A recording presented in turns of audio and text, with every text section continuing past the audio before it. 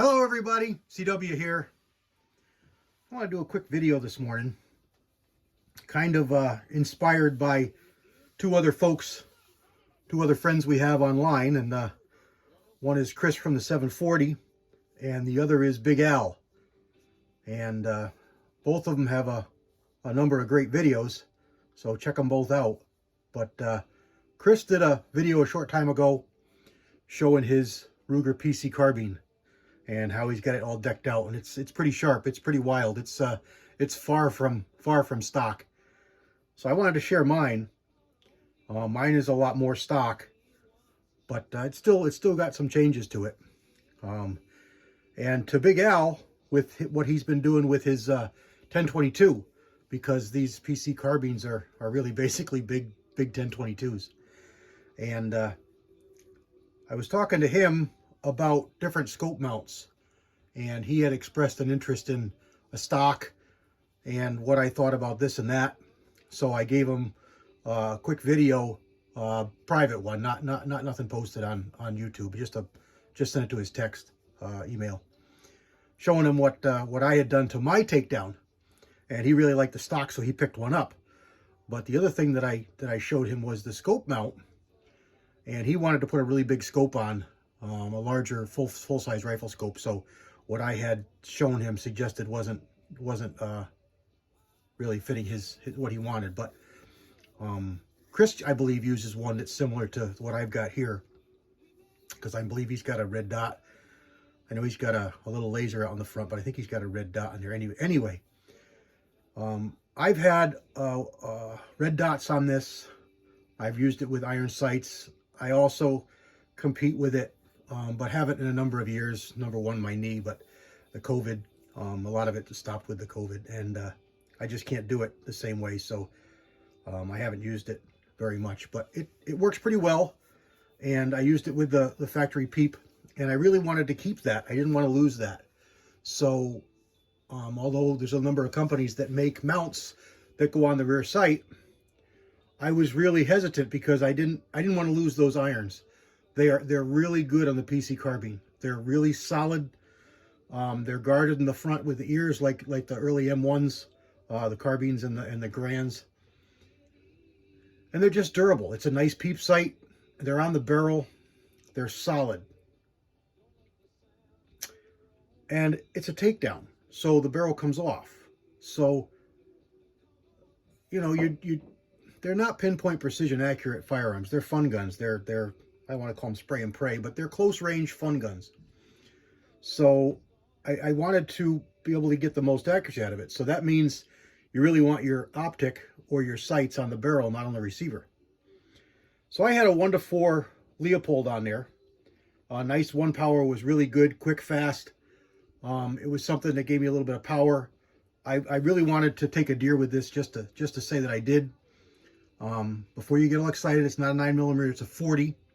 And just to educate you, in case you don't know, I'm sure you know about 10mm. I'm sure you know about all the talk about everything that 10mm can do.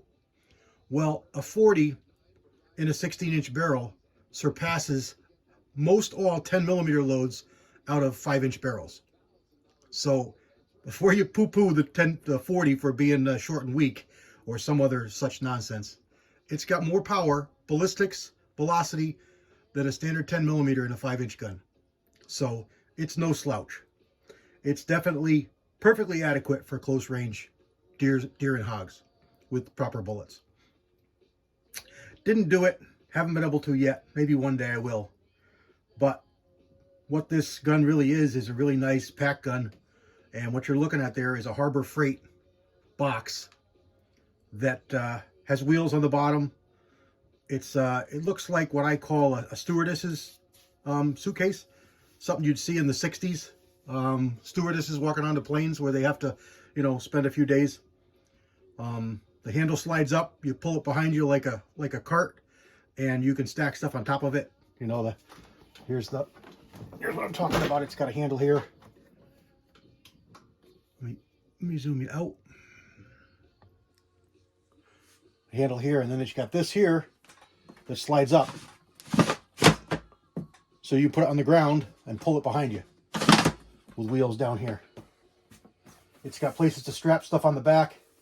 It's got a good solid handles, lockable, good hasps, and also vacuum for pressurized. So I really like this thing. It really has a nice case. It really has a nice size for the PC carbine.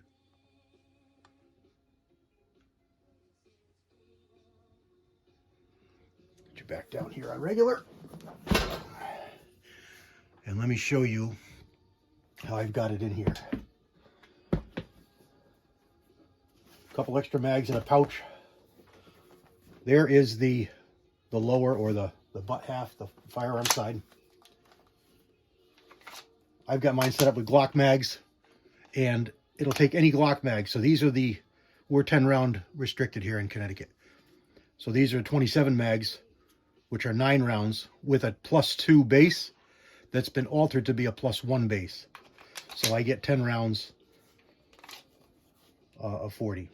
I've put a different trigger in here, and I've gone through this trigger like I would with a 1022, because it's quite similar to a 1022, but not all the parts are exact, but it's really similar. So I've smoothed this trigger out, so I've got a really nice trigger pull, a nice weight. I added a second handle because I like the second handle. I could get by with just one on the left, being a right-handed. It's handy. But I put them both on until I figure out exactly what I want to do. But there's that. And then, of course, it takes down. So let's look at the other side, which is what has really spurred this video on. This is that cut and pluck stuff. See how it... So you can do what you want with it. I've left it solid because I prefer it that way. In here, I've got some more mags. I got 100 rounds of ammo. I got a light that I can put on it. I've got an extra battery for the light. I got some locks. And then I got my barrel. Now this is I forget who makes it, but it's a carbon fiber lightweight tube. And it goes on pretty much with one screw and some different bracing in here. And then it's got a wedge up here in the front to be supported. And this is like a Darylin material, nylon. So you get a front sling stud. You get some M-lock slots, both sides and the bottom. I got a comp on here because in competition, the 40 is not as bad as the 9, but in competition, if your timer is not close enough to you, your guy running the timer, he will not pick up the hits and you'll have to shoot over again. And it's a big drag, pain in the ass. And it's solely because the guy wasn't watching his timer. He holds it up for your ear so you can hear it go beep, but he needs to hold it in such a way that he can pick up your reports. When you're using light loads, especially in the 9, it won't even report as a shot fired. So it doesn't record. With the 40, it's a little better, but with a comp on it, it's a little bit louder. And as much as I don't like loud, the 40 isn't really loud to begin with, so it's not too objectionable. And this one is nice and short. And I can't tell you who makes it because I don't know. I just liked it for size. It doesn't, I haven't noticed it really does anything. It's a 40, it doesn't kick. Here's a dot I added last year, and I had a great video on it, a couple videos, and I really need to do another one because I am super impressed with this dot. It's a Leopold Freedom RDS. 1 power, 1X dot, red dot. Now it's a little costly. I want to say it's about $300. This one is the cheaper one. I think there's one with 2 reticles in it. This has just got a dot. It had some problems in the beginning. They said the turrets weren't really tactile. They didn't work so well. They didn't click so well. These ones are really good. I've had 0 problems. The dot is unbelievably crisp. I've got some really good dots. I've got some aim points, a number of them really high end, and this is every bit as good, if not better. It's the crispest, sharpest dot. I have no problem shooting hundreds of yards with this dot. It may not stay on this gun because it's more than this gun really needs, but for now it's here. But the reason for showing it to you, and the reason for this whole video, is pretty much this base right here. And let me zoom you in. Hopefully you can read the name, because I don't remember what it is. VISM. You see it on there? VISM. And it starts back here and it goes all the way up to here. And I had to open up the carbon fiber to make it fit because the carbon fiber used to stop about there. But it goes on with three screws, where the factory only went on with 2, which the factory was just the rear sight. So I just had a rear sight block on there. Take the rear sight block off and you got a very flat machined surface with 3 holes in it. So this has got 3 screws in it and it extends forward. So it gives you plenty of room for a short scope or for a long optic, a long red dot like this is. If you wanted just a reflex dot and you didn't care about the sights, a bunch of companies make a little bitty Picatinny rail, take your rear sight off, screw it on, and you're good to go. But I wanted to have both. So in the event of a problem, I can pull this optic off and have my irons, which is what I really wanted.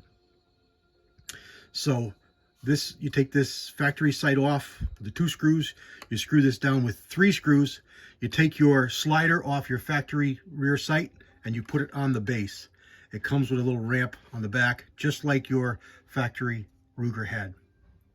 So you get the best of both worlds. You get a pick rail, you get a factory rear sight, and your dot is out there on your barrel where it should be for best accuracy. So I'll get this out to the range and I'll show you guys what it can do. I'll show you guys some velocities and some accuracy. It really shoots really well, and the dot is just, it's beyond good. It's really that good. It really should be on a well, I don't want to say a better gun, but a more appropriate gun. So it may not live here forever, but for now it's here. All right, I just wanted to really show you that base as an option. I don't know if you've heard of it. It's not expensive. I don't even think it was 20 bucks. There's some companies out there that'll whack you, you know, 50, 60 bucks for a base. Why, I don't know. There's really no reason for it to be that much money. There's no rake to it. You know, it's a red dot. It's for close range. You don't need to worry about an MOA base on something like this. But I think it's a great option. Allows you to run a short scope or a big red dot like I'm showing you here. All right, everybody. I hope it's something you appreciate. Hope it's something you can use. And look forward to some videos on this out on the range. And I'll show you more about this dot. God bless everybody. CW out.